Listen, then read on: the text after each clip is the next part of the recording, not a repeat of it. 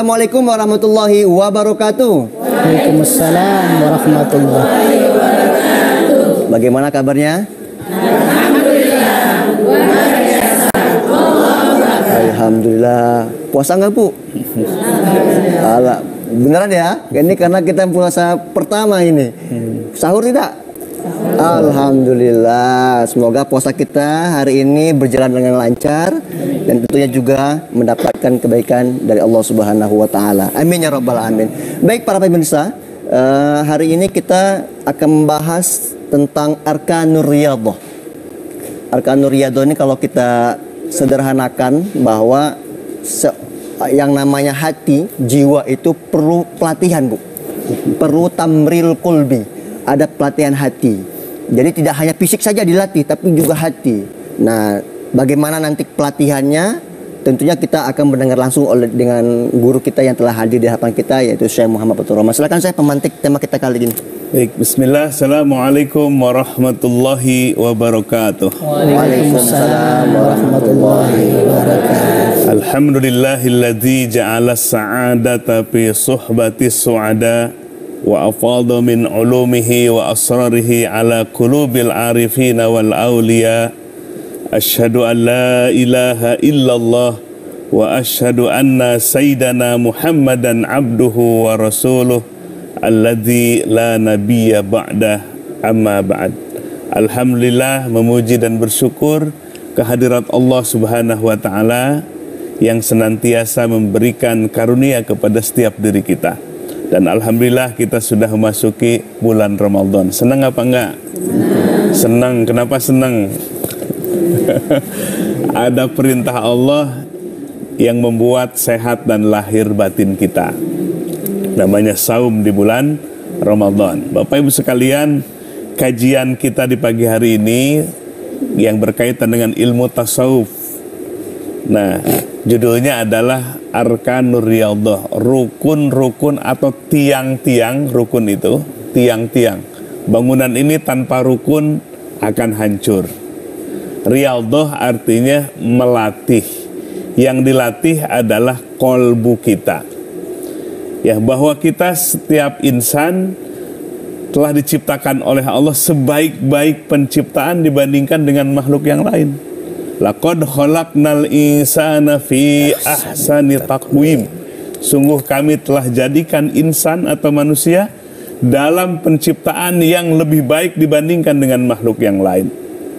Ada dua elemen dalam diri kita. Ada jasmani yang diciptakan oleh Allah dari tanah. Maka kebutuhan jasmani itu selalu dari tanah. Makan, makanan, nasi dari mana tumbuhnya? Tanah.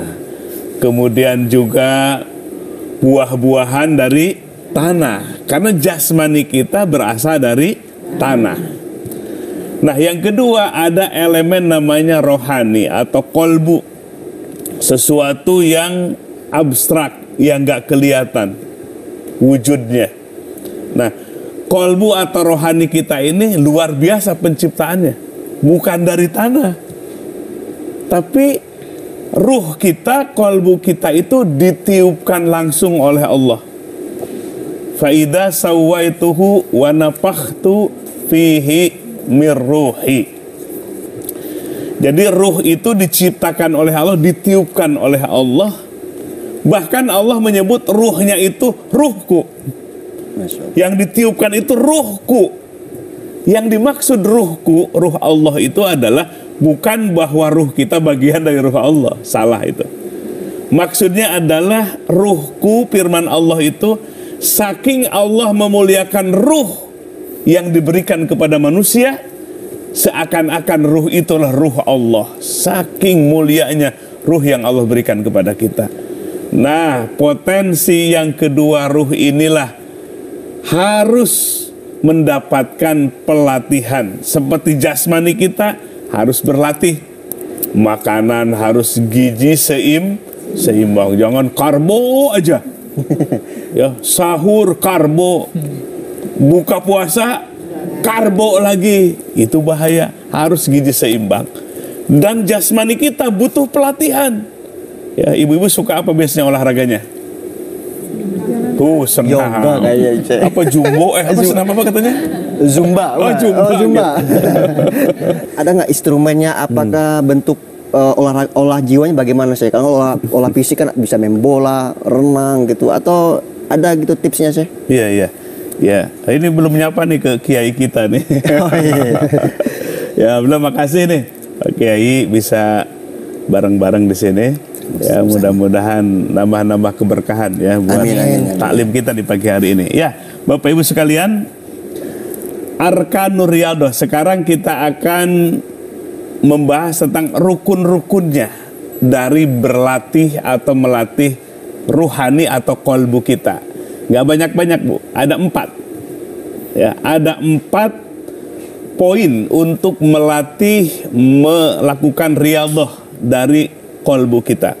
Para ulama telah merumuskan dalam kitab ini, tipis-tipis kitabnya tapi sangat mendalam sekali. Namanya kitab Al-Minahus Saniyah, anugerah yang baik, yang dikarang oleh Sayyidi Abdul Wahab Asy'arani. Wah, ulama kaliber besar ini, Imam Asy'arani. Beliau sangat piawai dalam bidang ilmu tasawuf.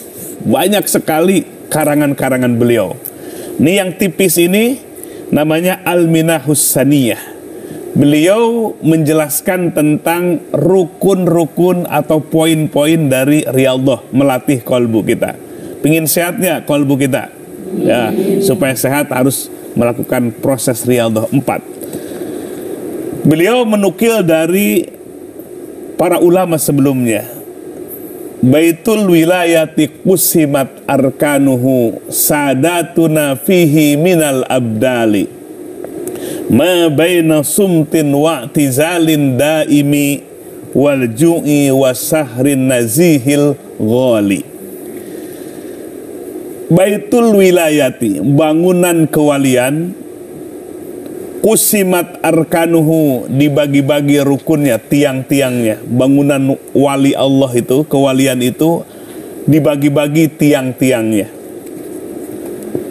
Sadatuna, para pembesar kita, fihi, berada dalam bangunan kewalian tersebut, minal abdali, yaitu dari kalangan wali-wali abdal.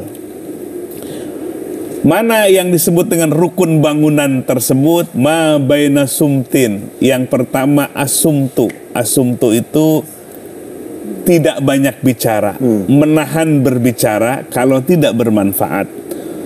Wa'tizalin, yang kedua adalah mengasingkan diri. Jadi ada waktu tertentu untuk mengasingkan diri. Kemudian yang ketiga adalah wal ju'i, berpuasa.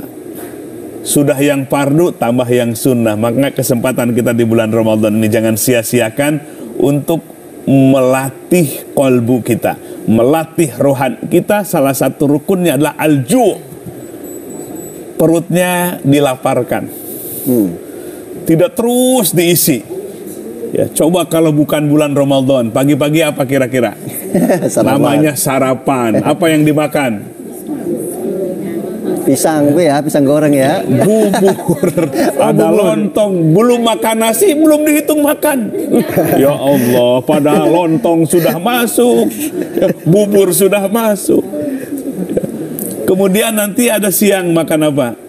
Makan siang, belum nanti ada makan malam. Di antara itu banyak makanan-makanan yang kita konsumsi.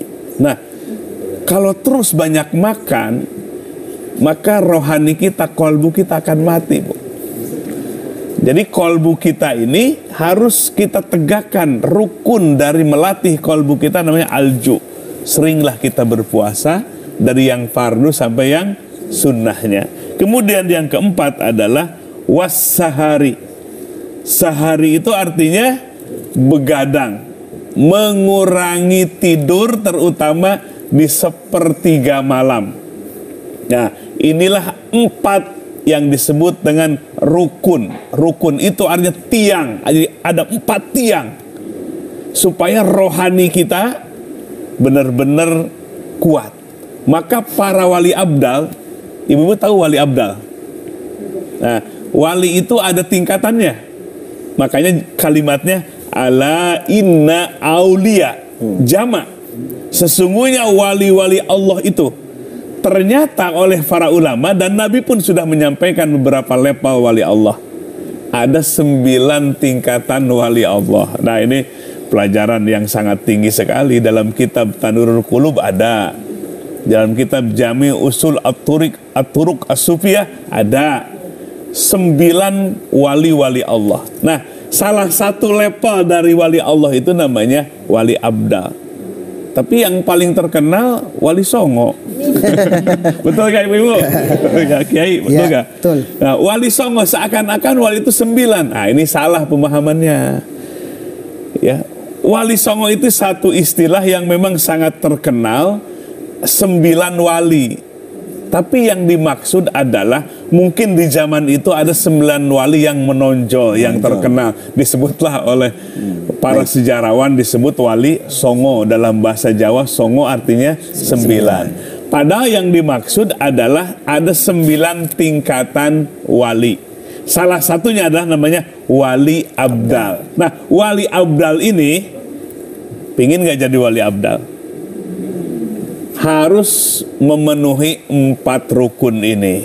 4 rukun ini. 4 rukun ini dalam rangka mengolah rohaninya, dalam rangka mengolah kolbunya. Yuk kita perdalam nih.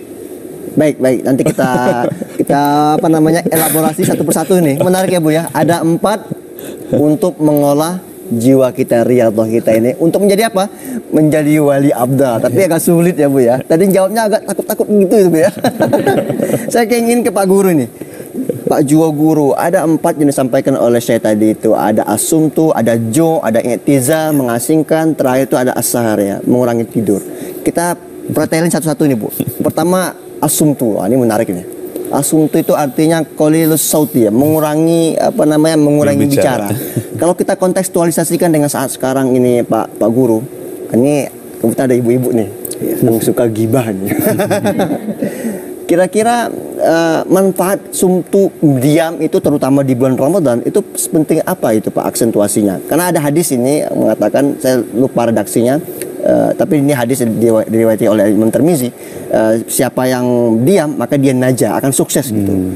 Apakah segitu pentingnya diam gitu dalam menciptakan riyadhah itu? Bagaimana Pak Guru? Bismillahirrahmanirrahim.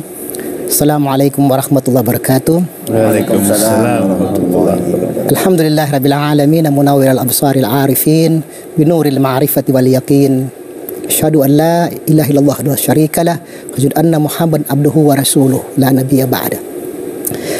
Asy-Syekhul Al-Kiram Syekh Muhammad Fatur Rahman yang dimuliakan, para pemirsa TVRI di seluruh tanah air yang insyaallah dirahmati oleh Allah Subhanahu wa taala. Amin amin ya Rabbal. Terkait dengan tema kita adalah rukun-rukun riyadhah yang perlu kita jadikan pegangan kita bahwa riyadhah itu adalah latihan rohani, spiritual.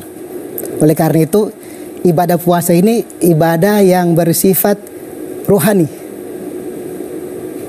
Fi'l ruh, perbuatan ruh, jiwa, hati. Tidak tampak wujudnya, tetapi kita rasakan. Bagaimana sih kita merasakan seseorang itu berpuasa? Dalam kaitan dengan rukun tadi diam, kita itu akan menjadi tenang, tentram, damai. Oleh karena itu lebih banyak mengingat Allah, berzikir pada Allah. Artinya berpuasa dalam hal berbicara ya. Berbicara, ya, Pak Guru, berbicara ya. artinya karena diam itu merupakan suatu ibarat itu barang itu emas yang sangat nilainya tinggi, sangat berharga. Daripada kita berbicara tapi tidak ada manfaatnya, sebaiknya kita diam. Karena Rasulullah bersabda bahwa sekiranya kita tidak bisa menyampaikan hal-hal yang bagus, berbicara dengan baik yang bermanfaat, maka sebaiknya kita diam. Ya. Itu perintah Ini menarik ini ibu-ibu. Bukan berarti mulut kita dikunci Bu. Ya. Dikunci artinya dilakban gitu ya selama sebulan gitu kan, nggak mungkin. Artinya kita menahan lisan kita untuk berbicara yang tidak manfaat. Saya teringat kata Imam Ghazali. Kalau kita buka dalam kitab Ihya-nya itu ada 20 penyakit dari lisan ini termasuk ghibah, Masya Allah itu. Bahkan memuji orang itu ada penyakitnya sebenarnya itu. Bahkan kalau kita ikut gayanya Imam Sufi-Sufi ini ya, terasa berat gitu sih. Bahkan Imam Ghazali mengatakan teman saja dengan sebutan hewan itu perbuatan syirik itu, Bu. Masya Allah. Bahkan ada juga Imam Ghazali mengatakan kalau kita dapat pertolongan, wah ini berkat si A, berkat si B, itu tidak diperbolehkan juga. Saking menjaga lisannya. Tapi bagaimana sih? Ini sumtu ini sangat penting sekali untuk diingatkan kembali, terutama nih ibu-ibu ini, Bu. Gimana nih sih? Ya, jadi rukun riyadhah kita, rukun melatih kolbu kita kan yang pertama asumtu diam. Diam itu nggak banyak bicara. Makanya ada dua di zaman dulu yang diperintahkan puasa bicara. Pertama Siti Maryam, yang kedua adalah Nabi Zakaria. Nah, dua-duanya diperintahkan saum berbicara. Contoh dalam surah Maryam, Allah Subhanahu wa taala berfirman, "Faquli inni nazartu lirrahmani sauma falan ukallimal yauma insiya." Kata Siti Maryam, aku bernazar untuk berpuasa untuk Allah yang Ar-Rahman. Dan puasanya itu adalah puasa berbicara. Aku tidak akan berbicara pada hari ini kepada siapapun juga. Nah, kenapa asumtu puasa berbicara itu penting? Sebab kolbu kita membutuhkan ketenangan. Coba kalau ibu sedang berbicara, kira-kira hati kita gimana? Ya, hati kita akan lalai. Lalai dari siapa? Lalai dari Allah. Kok ini yang namanya asumtu diam, puasa bicara itu sulit apa susah? Sulit apa susah? Mudah apa susah? Mudah apa susah, Ibu? Susah. Suruh diam tapi susah. Aneh ya. Saking mulut ini sudah dibiasakan ngobrol. Bagaimana kita mengkontekstualisasikan tentang i'tizal ini, Syekh? Alhamdulillah baru 2 minggu yang lalu saya kegiatan dakwah di daerah Riau. Sumatera. Nah, di Riau itu ada Kabupaten Kampar. Nah, Kabupaten Kampar. Ternyata Kabupaten Kampar itu disebut sebagai tempat suluk ya, atau ujlah, mengasingkan diri dalam torikoh-torikoh yang berkembang di sana. Karena pembawa tarekat Qadiriyah Naqsyabandiyah di daerah Riau, Rokan, itu Syekh Abdul Wahab Rokan. Nah, di sana banyak tempat-tempat ujlah. Nah, ujlah itu adalah salah satu rukun dari riyadhah, melatih kolbu kita. Kenapa? Karena ada kebutuhan rohani kita, ada kebutuhan kolbu kita. Kalau kita selalu bergaul dengan manusia tanpa henti, tapi sekarang ini hebat gaulnya. Walaupun diam di kamar sendirian, tapi gaulnya kemana-mana, Ustadz. Ya, Pak Kiai. Ya. Pakai apa namanya? Medsos. Ya, ini kita semakin berhati-hati lagi. Jadi berat sekali nih tantangan kehidupan kita, dan bagaimana mengaplikasikan ilmu tasawuf supaya tetap kekinian, selalu update, menjadi kebutuhan kita. Ya, kalau sekarang ujlah itu hanya berlaku di tempat-tempat yang sunyi, di gunung-gunung, di gua-gua, ini sudah nggak update lagi. Nggak update ya. Karena ajaran tasawuf itu nggak dipukul rata. Mungkin bagi seseorang ya sah-sah saja, bisa saja untuk ujlah seperti itu. Membutuhkan energi yang besar, harus ke gunung. Tapi bukan untuk semua orang. Ya, bukan untuk semua orang. Nabi pun nabi saja, sahabat nggak disuruh. Ya, demikian pula hari ini. Tapi ujlah yang tepat adalah sebetulnya kita berlatih bagaimana pergaulan kita ini nggak merusak rohani kita, nggak merusak kolbu kita. Tidak sedikit dari buah pergaulan yang buruk menimbulkan tindakan-tindakan yang buruk, dan sangat tidak terasa, nggak terasa sekali. Makanya dulu Imam Asy-Syafi'i rahimahullah pernah membuat satu contoh, Bapak Ibu sekalian. Orang Orang dimasukkan di kandang apa? Di kandang kerbau. Kemudian dilihat itu kerbau, ya, kalau ada lalat mampir ke mukanya, kira-kira ditepuk sama tangannya atau gimana? Gimana Bu kira-kira ekspresinya? Ditepuk kan? Ya? Bagaimana? Wah. Kepalanya digeleng-geleng gitu kan? Nggak dikepuk gitu. Nah, orang yang dimasukkan ke situ sehari, 2 hari, 3 hari ternyata ngikutin. Ketika ada lalat lewat ke mukanya persis seperti kerbau. Maka kata Imam Asy-Syafi'i rahimahullah, ternyata pergaulan manusia bergaul dengan kerbau beberapa hari ngikutin tanpa terasa. Ya, tanpa dirasakan bahwa dia telah meniru dan mengikuti. Begitulah kita bergaul dengan siapapun juga. Pergaulan dengan orang yang buruk, maka Nabi mengatakan kalau kita ingin tahu siapa diri kita, lihatlah khalili, lihatlah saudaranya. Kita akan berteman yang chemistry. Jadi kalau kita ingin tahu siapa diri kita, lihatlah siapa yang menjadi teman kita. Begitulah kuatnya tarik-menarik hubungan persaudaraan dan persahabatan. Maka ada poin yang kedua untuk membuat kolbu kita bersinar, bening, ujlah namanya. Artinya kita dalam keseharian kita luangkan waktu untuk menyendiri.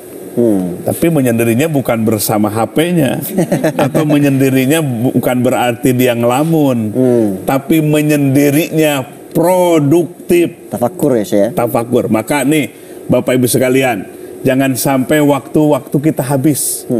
Ajal kita terbatas. Sebelum kita lahir ke dunia, ajal kematian sudah ditetapkan. Betul nggak? Sebelum lahir, ajal kematian sudah ditetapkan oleh Allah. Maka jangan hari-hari kita sia-sia di dunia ini, menyesal selama-lamanya. Maka kita harus punya wadhifah. Apa wadhifah tuh? Tugas keseharian kita apa? Tilawatul azkar, untuk zikir dan berwirid. Ada 2 waktu, bukrota wa asila, waktu pagi dan sore. Nah, kedua waktu ini jadikan untuk berujlah. Jadikan kita untuk mengasingkan diri dari pergaulan. Di saat itulah HP-nya matikan, TV-nya matikan, kecuali kalau Islami. Baik, uzlahnya harus produktif ibu-ibu ya. Karena saya teringat sekali nih, saya banyak sekali para ulama-ulama besar yang menulis karya-karya yang begitu banyak. Imam Suyuti, Imam Nawawi yang menulis kitab berjilid-jilid yang mustahil dilakukan oleh kelompok saat ini. Kita sendiri sangat sulit itu, Bu. Karena itu faktornya tadi kata saya tadi, uzlah yang produktif, tafakur, tapi jangan main HP dan selimut ya saya. Jangan. Pak Guru, ya. Kita masuk yang ketiga ini. Ada menahan lapar. Ya. Kalau saya bisa dikonteskan sekarang ini, kontekstualisasikan dengan keadaan sekarang ini, bisa sekali kita menahan untuk berbelanja ini. Nah, ini kalau kita lihat ke kanan nih, ibu-ibu nih suka belanja tidak? Ini kalau aplikasi Oren kan, wah udah check out ya. Gimana ini Pak Guru? Menahan lapar itu artinya bagaimana itu? Dalam konteksnya dengan bulan suci Ramadan, maka kita harus tahu bahwa filosofi Ramadan itu kita ibaratkan seperti rumah kita, ya. Rumah kita itu mau kita tempati, maka terlebih dahulu kita harus bersih-bersih dulu rumah. Setelah rumah itu bersih-bersih, baru kita mengisinya. Rumah itu kita menghiasinya, kita menatanya dengan bagus, baru rumah itu kita tempati. Kalau kita sudah tempati, berarti kita merasa tenang. Baru kita mulai melakukan sesuatu yang melatih rohani kita agar mendekatkan diri kepada Allah itu betul-betul sungguh-sungguh kita merasakan hasilnya. Dalam kaitannya dengan menahan lapar, tidak sekedar menahan lapar makan dan minum saja, tapi mengekang nafsu kita, mengekang amarah kita, menahan semua yang membatalkan puasa kita. Karena puasa tidak sekedar menahan lapar dan haus, tapi lebih daripada itu adalah mendekatkan diri, taqarrub ilallah, sebagai rasa syukur kita kepada Allah Subhanahu wa taala. Jadi kalau kita bicara tentang menahan, ini kata kunci ini, Ya. menahan hawa nafsu ya. Ya. Jadi kalau kita kaitkan tadi ibu-ibu, ditahan itu berbelanjanya ya, dikurang-kurangi sedikit ini. Tapi saya teringat ada satu hadis ini, mungkin hadisnya, ya memang hadis yang dikutip oleh Imam Ghazali. Kata beliau, anna aqrabun nas ilallahi man tala ju'ahu wa atshana. Jadi orang yang dekat dengan Allah itu orang yang artinya yang panjang nahan laparnya, nahan hausnya. Tapi kalau kita kaitkan dengan saat sekarang, minum itu penting sih. Justru kalau minum tuh harus banyak loh, buat kesehatan ya. Lapar juga, makan juga begitu, gizi. Bagaimana untuk menyikapi ini sih? Ya, ini yang namanya ajaran Islam ya, syariat saum itu bukan lapar asal lapar. Iya. Bukan haus asal haus. Tapi menertibkan.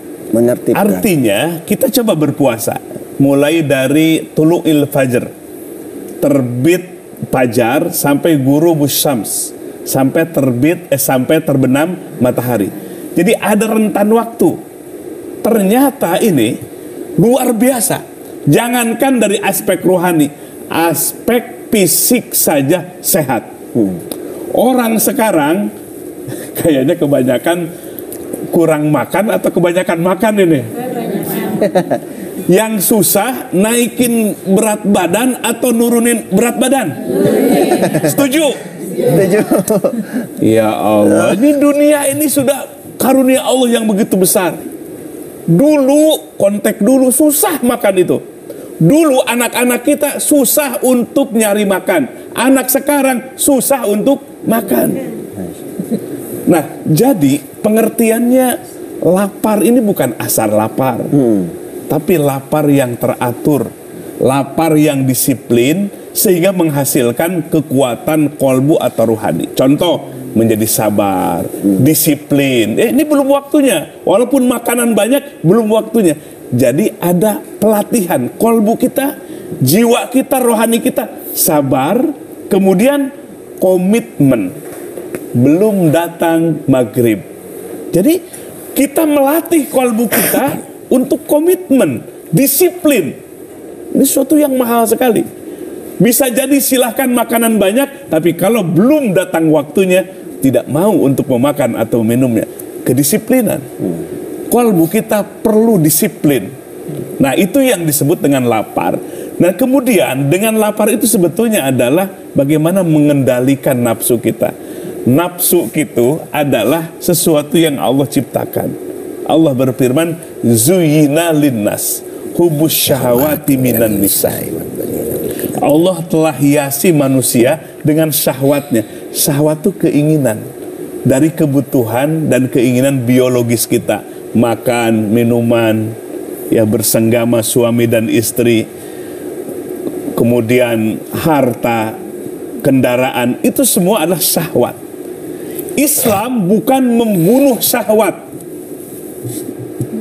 Islam itu, syahwat itu perlu untuk diatur. Ini diatur makan kita, diatur minum kita, diatur pergaulan kita, diatur kendaraan kita. Kalau nggak diatur, nggak ada batas yang namanya syahwat itu. Sudah satu pingin dua, sudah dua pingin 10. Nah, jadi Islam itu bukan membunuh syahwat kita. Kalau kita sudah nggak boleh makan lagi, jadi apa jadinya? Nggak akan bisa. Kalau kita nggak boleh nikah, gimana coba? Jadi Islam itu bukan membunuh syahwat kita, syahwat makan, syahwat minum, syahwat tidur, syahwat hubungan badan suami istri. Tapi Islam itu lewat saum salah satunya adalah bagaimana mengatur supaya sehat, mengatur supaya menjadi disiplin, mengatur supaya kita komitmen. Itu sesuatu yang sangat penting. Maka oleh sebab itu, saum di bulan Ramadan ini jadikan kesempatan terbaik. 1 bulan penuh Ramadan kita diperintahkan untuk saum. Maka saum ini adalah bagian dari arkanur riyadhah, melatih kolbu kita supaya kolbu kita menjadi kolbu yang berkualitas. Gimana nih konteksnya untuk di bulan puasa ini? Apakah menghidupkan malam dengan tahajud, membaca Quran? Bagaimana itu Pak Guru? mengurangi tidur dalam Ramadan bisa dengan melakukan qiyamul lail tuh.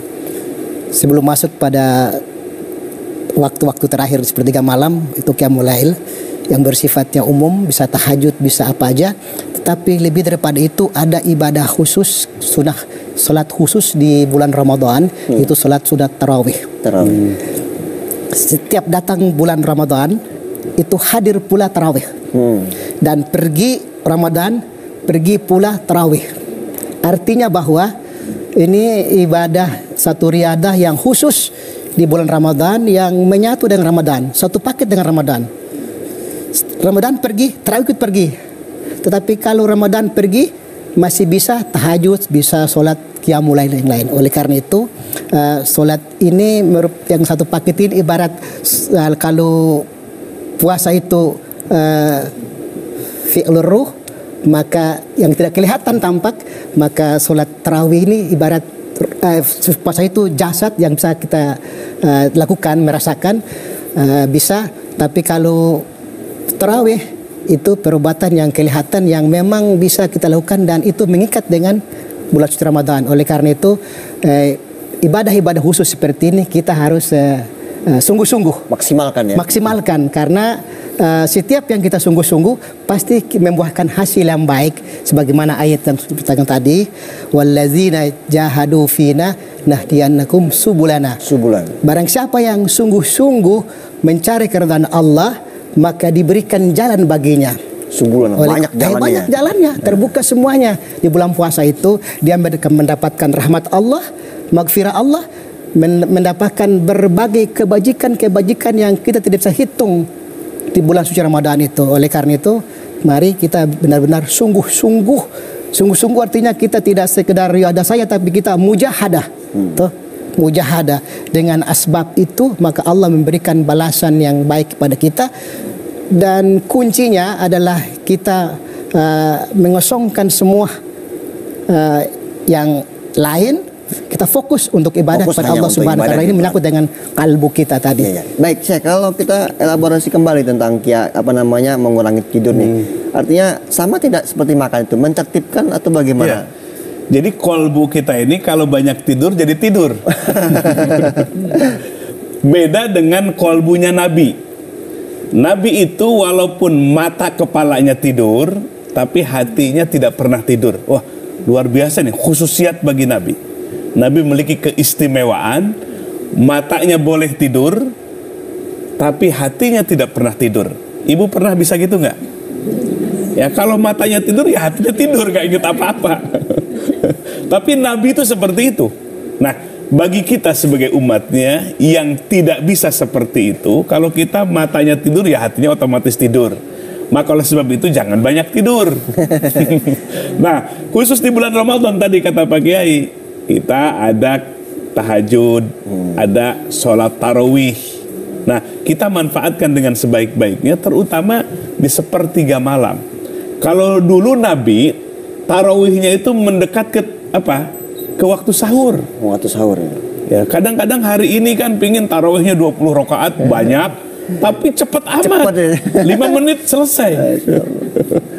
Nah, tarawih itu dari roha. Apa Bu roha itu? Santai, istirahat antar 2 rakaat, santai dulu, pelan-pelan baru ke rakaat berikutnya. Jadi enggak buru-buru, berarti bertolak belakang dengan nama tarawih itu sendiri. Tarawih itu dari rohah, santai untuk menjalankannya. Nah, Nabi itu biasanya 3 hari yang di dalam hadis Nabi itu terekam bahwa Nabi tarawihnya mendekat kepada waktu sahur. Nah, jadi kenapa sepertiga malam itu sangat penting? Maka di dalam agama kita, Bapak Ibu sekalian, kita harus tidur lebih awal.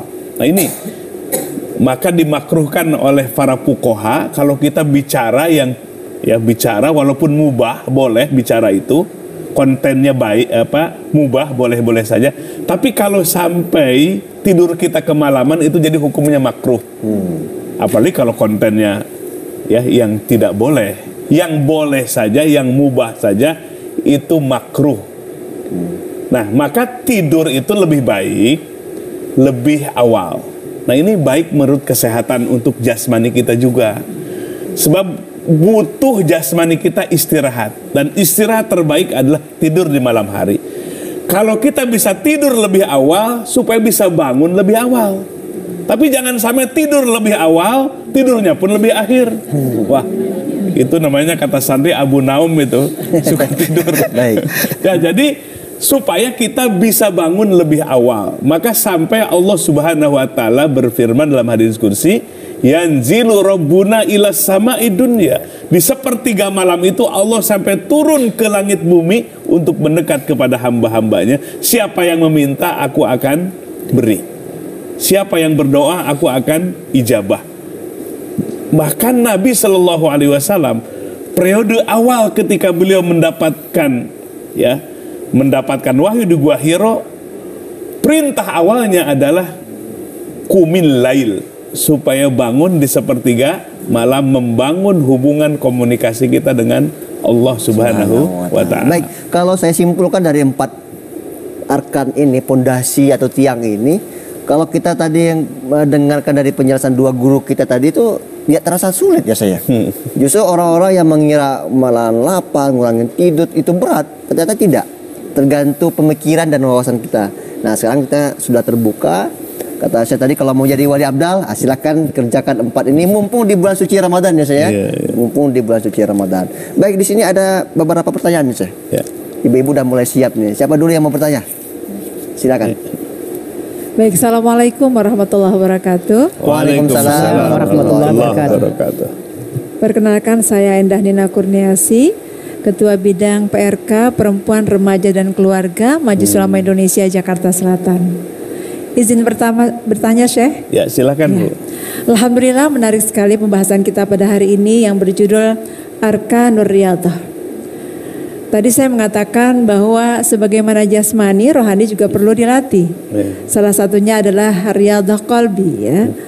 Untuk melatih qalbi ini, yang pertama dari 4 rukun tadi adalah as-sumtu, diam. Nah, pertanyaan saya, ini diamnya kita terkait dengan ibadah puasa. Apakah diam itu berarti nggak usah bergaul aja deh supaya aman puasanya? Atau barangkali nggak usah peduli deh dengan orang lain? Atau seperti apa nih Syekh? Jadi mohon penjelasannya. Terima kasih. Wassalamualaikum warahmatullahi wabarakatuh. Waalaikumsalam warahmatullahi wabarakatuh. Saya dulu atau Pak Guru dulu? Saya dulu. Syekh, gimana Syekh? Ya. Rasulullah SAW bersabda, man kana yu'minu billahi wal yaumil akhir falyaqul khairan aw liyasmut. Ya, man kana, barang siapa yang beriman kepada Allah dan hari akhirat. Tentu kita iman kepada Allah dan hari akhirat. Apa seruannya? Falyaqul khairan, berkatalah yang baik. Kalau tidak bisa bicara yang baik, aw liyasmut, lebih baik diam. Itu asumtu. Itu diperintahkan oleh Nabi. Jadi artinya gini, berbicara itu harus baik, harus benar. Makanya hari ini banyak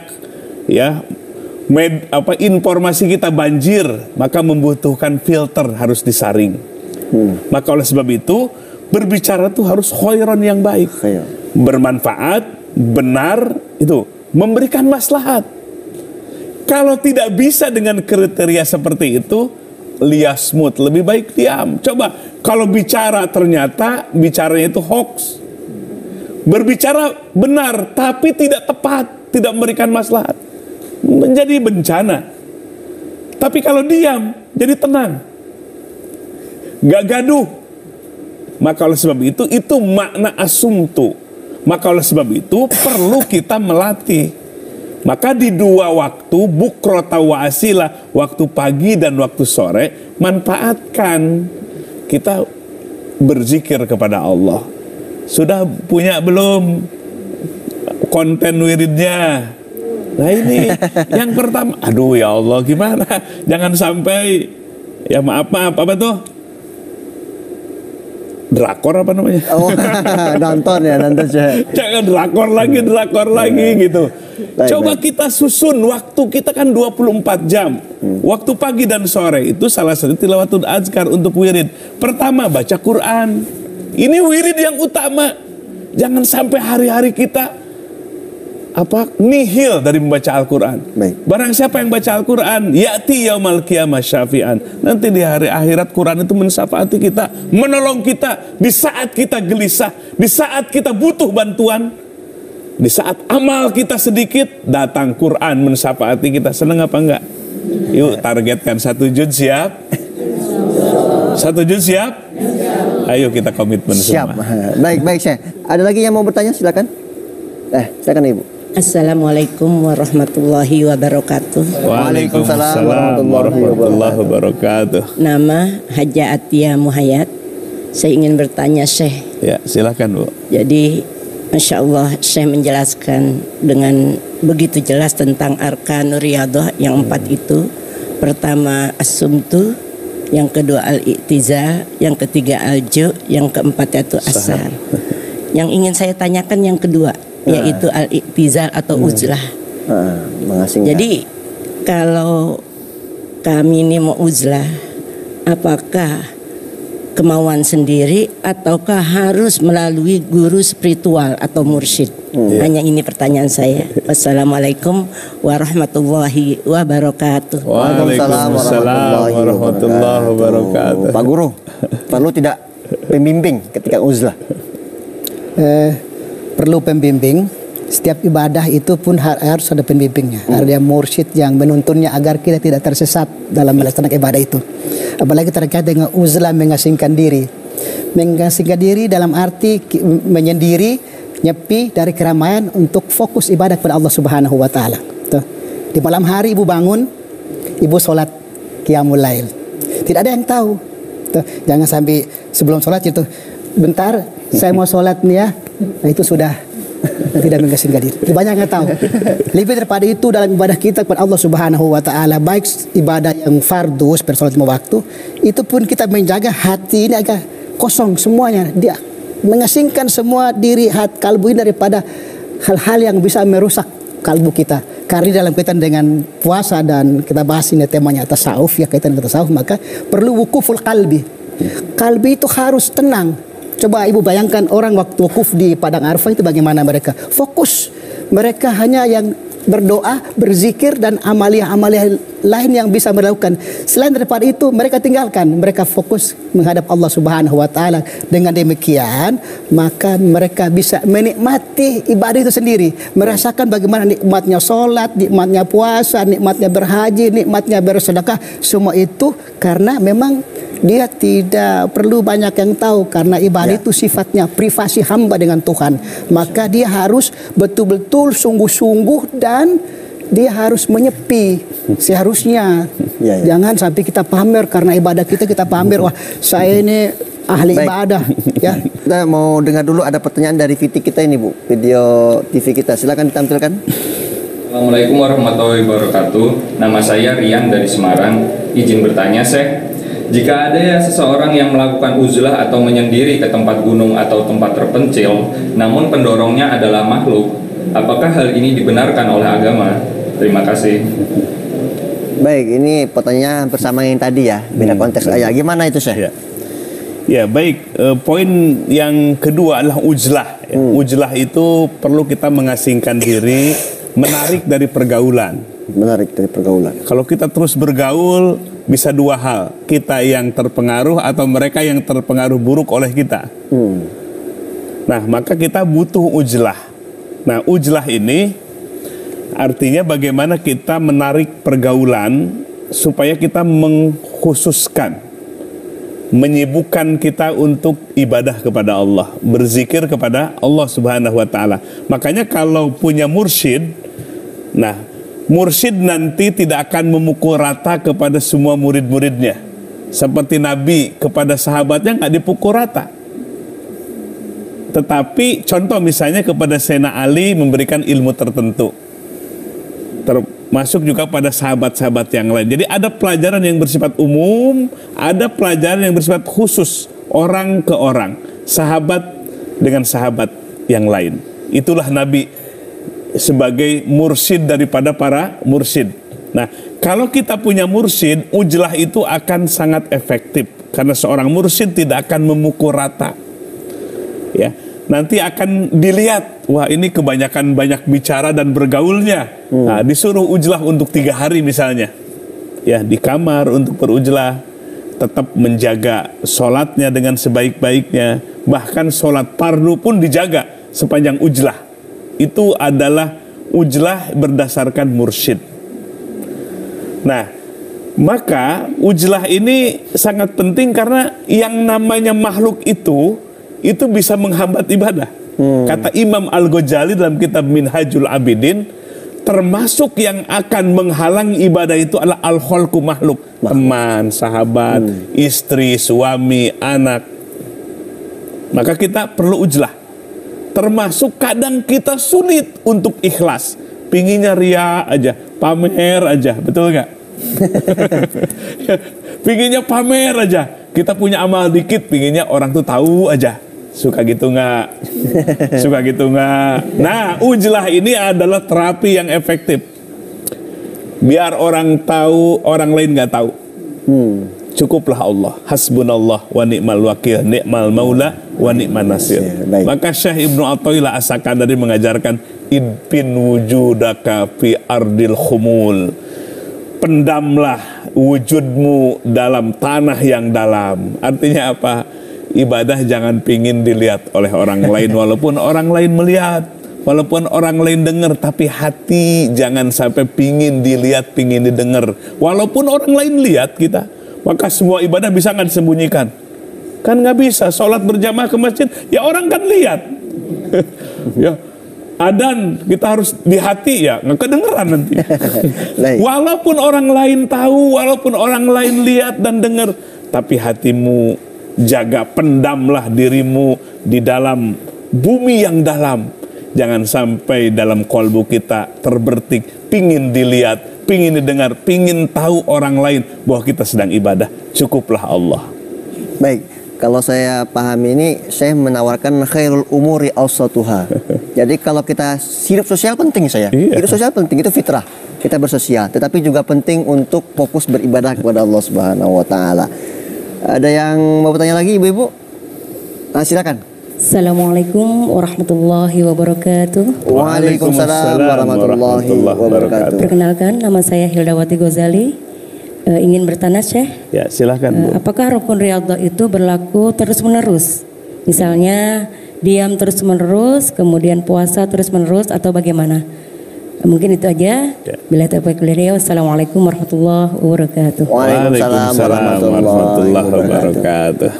Syekh, bisa Syekh? Ya. Jawab, Syekh. Jadi yang 4 poin yang termasuk poin-poin dalam rukun-rukun riyadhah itu nggak selama-lamanya. Kita bisa mengatur waktu. Kita punya mursyid, punya pembimbing, nanti akan disusun jadwal dengan sebaik-baiknya. Contoh asumtu, kita melatih. Kalau memang kita nggak bisa bicara yang benar, yang fakta, yang memberikan maslahat, kita diam. Dengan diam itu menjadi ketenangan dalam kolbu, dan orang lain tidak akan terdampak negatifnya oleh pembicaraan kita. Kemudian juga kita i'tizal. Kita harus bergaul. Manusia ini makhluk bergaul, ya. Akan tetapi pergaulan kita tuh biar efektif. Bagaimana supaya kita mewujudkan surah Al-Asr, wa tawasau bil haq wa tawasau bis sabr. Kita membangun masyarakat, kita bergaul, berinteraksi, tapi dalam bergaulnya itu saling mewasiatkan agama dan mewasiatkan kesabaran dalam menjalankan agama. Nah, maka sekali-kali kita ujlah untuk membeningkan dan menyibukkan kita supaya kuat kolbu kita, berzikir kepada Allah, tersambung dengan Allah. Kalau kolbu kita sudah kuat tersambung kepada Allah, bergaul dengan siapapun, bahkan dengan orang yang buruk sekalipun, kita tidak akan terpengaruh. Bahkan kebaikan kita akan berefek kepada orang yang berbuat jahat tadi. Itu luar biasa. Kekuatan kolbu yang dalam membuat orang jahat jadi soleh. Tapi sebaliknya kita ketemu dengan orang soleh, kita malah jahat. Ketemu sama ustadz misalnya, ya malah kita jadi jahat. Nauzubillahi min dzalik. Ya. Kemudian juga yang ketiga apa? Apa yang ketiga? Alju, berpuasa. Ya, ada batasnya. Ada batasnya. Kemudian juga sepertiga malam kita bangun as-saharu kita pun ada waktunya. Jadi semua ada waktunya. Ini wajib untuk disusun dengan sebaik-baiknya. Jangan sampai kita nggak punya jadwal, nggak punya schedule. Hidup tuh seenaknya aja. Nah, betapa rugi. Orang yang sukses itu yang punya planning. Orang yang sukses itu yang punya jadwal yang rutin, yang jelas, yang efektif. Dan sasarannya, goalnya jelas. Allah dan ridhonya. Semuanya supaya kita mendapatkan ridho Allah. Itu goalnya. Itulah pencapaiannya. Sehingga hidup ini berkualitas. Hidup di dunia yang sementara ini, tapi bobotnya luar biasa. Kita akan meraih kebahagiaan yang abadi di sana nanti. Ini menarik ini ibu-ibu. Jadi kita hidup itu butuh roadmap ya mas, semacam peta kehidupan ya, trajektori bahasa kerennya itu. Jadi kita bikin setiap hari ini mau ngapain, ini mau ngapain, setelah tua nanti bagaimana kan. Termasuk terkait tentang arkanur riyadhah. Ada waktu-waktu tertentu ibu. Nah kata saya tadi kalau pengen jadi sukses perlu ada planning, schedule dalam kehidupan kita. Baik. Ini masih ada waktu untuk bertanya ini. Ibu-ibu udah selesai ya? Saya pengen kayak ini dulu nih. Saat Deden atau saat Mula silakan. Izin bertanya Syekh. Ya silakan. Tadi Syekh menjelaskan ada 4 rukun riyadhah. Nah pertanyaannya bagaimana jika seseorang tidak mampu untuk melakukan 4 rukun tersebut? Apakah ada hal lain? Atau apakah ada cara lain untuk kita membuat hati kita menjadi sehat? Terima kasih. Ya. Ada nggak instrumen lain gitu atau rukun-rukun yang lain selain 4 ini untuk melatih hati ini agar bersih, agar sehat gitu?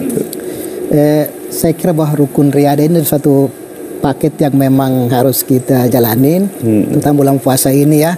Berusaha untuk meningkatkan ibadah kita di dalam bulan suci Ramadan agar kita menggapai takwa nanti, maka perlu banyak riyadhah dalam Ramadan ini. Kita harus meraih paket-paket yang sudah Allah sediakan di Ramadan. Pada siang hari kita berpuasa wajib, malam hari qiyamul lail, ditambah paket nuzul Quran, ditambah paket Lailatul Qadar, sampai finishnya kita ending kembali kepada fitrahnya manusia, minal aidin wal faidin, pada hari fitrah itu. Maka dalam bulan Ramadan ini kita harus hiasi ruh kita ini, karena ruh dengan jasad ini ibarat dua keping mata uang yang saling melengkapi. Bila salah satunya saja, yang satu tidak, maka tidak ada gunanya yang satunya. Oleh karena itu, selama ruh masih mengendarai jasad ini, maka hiasilah dengan berbagai amalia khusus yang ada di Ramadan ini. Ada paket-paket yang sudah saya tuliskan tadi. Misalnya, tarawih kita mungkin bolong-bolong, kita usahakan supaya akhir 10 nanti kita perkuat dengan bisa meraih yang dikatakan Lailatul Qadar yang memang lebih bagus daripada 1000 bulan. Dalilnya kita semua paham, ya. Oleh karena itu dalam kaitan dengan rukun-rukun arkan tadi itu, saya yakin bahwa setiap insan yang diberikan akal pasti mampu. Pasti mampu. Oh, masih mampu ya. Ya, pasti mampu dan harus bisa berusaha supaya mampu. Maka perlu mujahadah, sungguh-sungguh, menjadda wajada. Siapa yang sungguh-sungguh, dia akan memperolehnya. Ini keberkahan bulan Ramadan ini. Ya, keberkahan Ramadan. Saya mau kasih dulu Syekh. Ada kitab Manazilus Sairin mengatakan ada tahapan riyadhah itu Syekh. Untuk orang awam, untuk orang kelas biasa, sampai kepada kelas berat ini, sufi gitu. Ini kalau yang 4 ini kelas berat atau kelas biasa nih Syekh? Makanya para ulama itu sudah pas mengistilahkan dengan arkan. Arkan itu tiang dalam bangunan. Kalau bangunan itu nggak ada tiangnya, ada salah satunya hilang, maka akan ambruk. Maka rukun ini termasuk asas atau dasar. Maka Ustaz Deden jangan nyerah duluan ini. Masih muda ya dia. Masih muda lagi ya. Terpelajar gitu ya. Ustadz lagi imam masjid gitu kan. Jangan lemah. Jangan lemah gitu. Jadi ini pandang bahwa rukun riyadhah yang 4 ini sesuatu yang gak bisa ditawar-tawar lagi. Dan sebetulnya ini adalah kebutuhan dari rohani kita. Kebutuhan mendasar dari kolbu kita. Kolbu kita butuh diperlakukan dengan 4 cara ini, dengan 4 rukun ini, dengan 4 poin ini. Supaya apa? Supaya kolbu kita benar-benar sehat, kolbu kita benar-benar kuat, bangkit. Ini kan Masalahnya orang kenapa sih nggak mau ibadah? Nggak bangkit kolbunya, atau istilahnya mati kolbunya. Tidak sungguh-sungguh. Ya kalau sudah mati kolbunya bagaimana? Sabda Nabi, an-nasu niyam wa idza matu intabahu. Manusia itu ketika hidup niyam, banyak yang tertidur. Yang tertidur bukan mata di kepala, tapi hatinya yang mati. Dipanggil hayya 'alas shalah, kenapa nggak melangkah? Hatinya tidur, hatinya mati. Wa idza matu intabahu. Tapi manusia kebanyakan ketika datang sakaratil maut baru intabahu. Kalbunya baru sadar, seperti sadarnya Fir'aun. Ketika di Laut Merah tenggelam, sakaratil maut tiba, baru dia sadar. Tapi ketika berkuasa, didakwahi oleh Nabi Musa AS, dia malah ngaku Tuhan, ana rabbukumul a'la. Tapi ketika di saat sakaratil maut, nafsunya sudah tidak ada lagi untuk harapan hidup, baru dia amantu, digambarkan dalam Al-Quran, aku beriman, kata Fir'aun. Allah jawab, al-an, kenapa baru sekarang, hai Fir'aun? Sudah ditutup, terlambat, ditutup pintu tobatnya. Semua pun pasti sadar, semua pun pasti akan iman di saat sakaratil maut. Kali ini kita sudah masuk segmen terakhir, kesimpulan di kegiatan kajian kita kali ini. Mungkin Pak Guru bisa memberikan kesimpulan sedikit untuk acara kita kali ini. Ya, kesimpulan yang bisa kita benar pada tema yaitu rukun-rukun riyadah. Yang terpenting adalah kita itu menjadikan rukun-rukun menjadi wasilah untuk mendekatkan diri kepada Allah dan benar-benar sungguh-sungguh mujahadah. Karena Allah Subhanahu wa taala berfirman, "Ya ayyuhallazina amanu ya ayyuhallazina amanu taqullaha wabtagu ilaihil wasilati wajahadu fi sabilihi la'allakum tuflihun." Wahai orang-orang yang bertakwa, hendaknya kalian mencari jalan mendekatkan diri kepada Allah, wasilah. Dan harus sungguh-sungguh agar kalian memperoleh sesuatu yang baik, sesuatu yang bermanfaat. Jadikan arkanur riyadhah ini sebagai wasilah, sarana untuk membersihkan hati, untuk mendekatkan diri kita kepada Allah Subhanahu wa taala. Syekh, tapi sebelum itu Syekh, tadi kita nagih janji nih. Kira-kira wirid buat ibu-ibu ini nih, buat pemirsa untuk kali ini gimana Syekh? Oke, puasa ini Syekh. Ya, ini sebelum perlu oleh-oleh nih. Iya, oleh-oleh terutama nih. untuk bulan Ramadan mumpung awal. Jadi pertama kita harus punya tugas wadipah baca Quran. Itu makanan ruhani kita. 1 juz setiap hari. Kalau belum bisa coba setengah juz dulu, icip-icip. Icip-icip ya. Nikmat nanti jadi 1 juz. Yang kedua adalah baca istighfar. Nabi bersabda, "Fa inni atubu ilallah mi'ata marrah kulla yaum." Aku pun yang dimaksum dari dosa, Nabi 100 kali baca istighfarnya. Malulah. Nabi dimaksum dari dosa, kita nggak dimaksum, harusnya lebih daripada itu. Tapi para ulama mentargetkan 100 baca istighfar, seiring dengan mengakui dosa kita di hati kita, kemudian tumbuhkan penyesalan sampai meneteskan air mata, dan ajam tidak akan mengulang kembali dosa itu. Yang ketiga, baca kalimat tahlil, itulah afdhalul dzikr.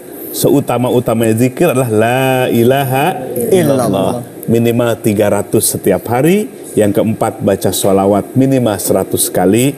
Yang terakhir, kita istighosah, minta perlindungan kepada Allah. Nabi bersabda, baca kalimat ya hayyu ya qayyum 1000. Nah, ini resepnya. Siap nggak diterima? Ajaztukum qabil. Ya. Nah, jadi riyadhah ini kesempatan di bulan Ramadan. Ini Ramadan belum tentu Ramadan yang akan datang kembali.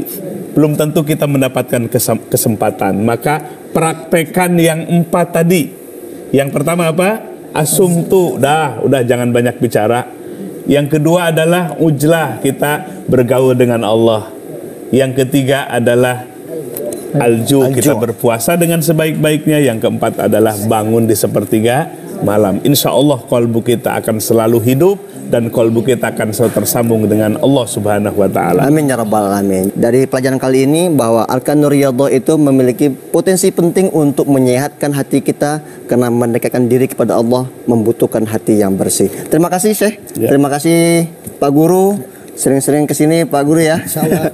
Ustaz Deden Samula. Sehat terus Ustaz. Jangan lemah.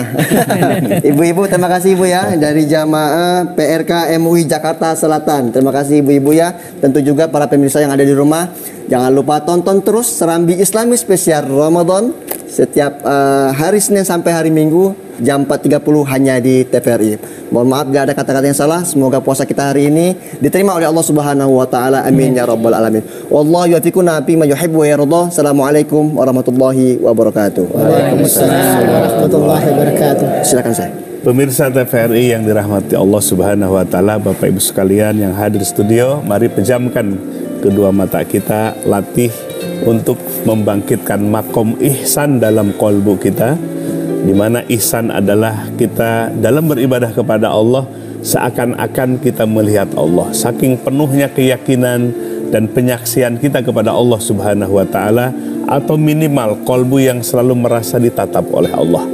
Betapa indahnya ketika setiap kolbu kita merasa ditatap oleh Allah, kapanpun dimanapun kita berada, Allah menatap kita sehingga kita tidak bisa berbuat keburukan dalam kolbu kita, seperti kita hasad kepada orang lain, benci kepada orang lain, memusuhi orang lain, karena kolbu kita ditatap oleh Allah Subhanahu wa taala. Mari sambut datangnya bulan Ramadan ini dengan hati yang bahagia, karena inilah kado terindah dari Allah bagi hamba-hamba, bagi umat Rasulullah sallallahu alaihi wasallam. Sebab kolbu kita akan dibeningkan, kolbu kita akan dibersihkan kembali seperti awal ketika Allah tiupkan ruh ke dalam kolbu kita dalam keadaan fitrah, dalam keadaan suci. Kolbu yang memiliki keyakinan yang kuat, kolbu yang musyahadah menyaksi atas kekuasaan Allah Subhanahu wa taala. Maka rasakanlah kalau kita nyaman dalam beribadah, tenang dalam beribadah, damai dalam beribadah, itu tandanya bahwa kolbu kita mendapatkan hakikat. Kita menjalankan syariat, kemudian Allah berikan hakikat ke dalam kolbu kita. Tandanya tenang dan tentram, damai kolbu kita ketika beribadah kepada cukuplah Allah yang menyaksi kepada kita, cukuplah Allah yang memuji kepada kita, cukuplah Allah yang membalas kepada kita. Kita nggak butuh pujian manusia, karena tidak ada nilainya di sisi Allah Subhanahu wa taala. Mari angkat kedua tangan kita, munajat kita di pagi hari ini. Kita berdoa kepada Allah, mudah-mudahan Allah kabulkan doa dan permohonan kita sebagai hamba-hambanya. Allahumma salli ala Sayyidina Muhammadin nabiyil ummi wa ala alihi wa sahbihi wa sallim. Ilahana zawikna ya zal jalali wal ikram, lazzata jami'i asma'ika wa sifatika wa musyahadati zatik fi tajalliyatika bi'azamatika wa kibriyaik, kama dawaqta dzalika nabiyyaka sayyidana wa maulana Muhammadan sallallahu alaihi wasallam bi hadrati qudsikal a'la bika minka fika laka zawqan ilahiyan. Ya Rabb, ampuni dosa-dosa kami, dosa yang disengaja maupun dosa yang tidak disengaja, dosa yang kami tampakkan maupun dosa yang kami sembunyikan. Ya Rabb, ampuni dosa yang kami perbuat mulai dari balik sampai pagi hari ini. Ya Rabb, ampuni dosa kedua orang tua kami yang betapa besar jasanya. Ibu yang telah mengandung, melahirkan, merawat, menyusui, ayah yang telah menafkahi banting tulang peras keringat. Di pagi hari ini kami sadar betapa besarnya jasa mereka, dan di antara mereka ada yang tidak bisa ditatap lagi wajahnya. Dulu di saat hidupnya kami belum banyak berbuat baik kepada mereka, bahkan kami sering melukai perasaan mereka. Ya Rabb, ampuni dosa-dosa mereka. Jadikan alam kuburnya raudhatun min riyadil jannah, taman-taman surga yang membahagiakan mereka. Ya Rabb, hidupkan hati kami selama-lamanya, bangkitkan kesadaran kami selama-lamanya, supaya kami bisa taat yang ikhlas atas nama-Mu. Ya Rabb, kematian adalah kepastian. Kami tidak bisa lari dari kematian. Ajal telah Engkau tetapkan dan Engkau rahasiakan ajal kematian kami dalam umur kami. Besok atau lusa Engkau akan jemput kami. Ya Rabb, jadikan kematian kami nanti kematian husnul khatimah. Mampuhkan kalam ini mengucapkan kalimah thayyibah, kalimah la ilaha illallah. Jauhkan kematian kami dari kematian su'ul khatimah. Ya Ghaniyu agnina bifadlika amman siwak. Wahai Zat yang maha kaya, kami butuh dengan rahmat-Mu. Luaskan rizki dalam kehidupan dunia, tapi jangan menjadi penghambat untuk akhirat dan ibadah kami. Rabbana hablana min azwajina wa dzurriyyatina qurrata a'yun waj'alna lil muttaqina imama. Ya Rabb, jadikan keluarga kami yang Engkau berikan hidayah, cahaya kepada kami. Jadikan anak cucu kami generasi yang bertakwa, generasi yang memberikan manfaat kepada masyarakat yang besar. Di saat nanti kami sudah ada di alam kubur, ada mereka yang mendoakan kebaikan bagi kami. Subhana rabbika rabbil izzati amma yasifun, wassalamun alal mursalin, walhamdulillahi rabbil alamin.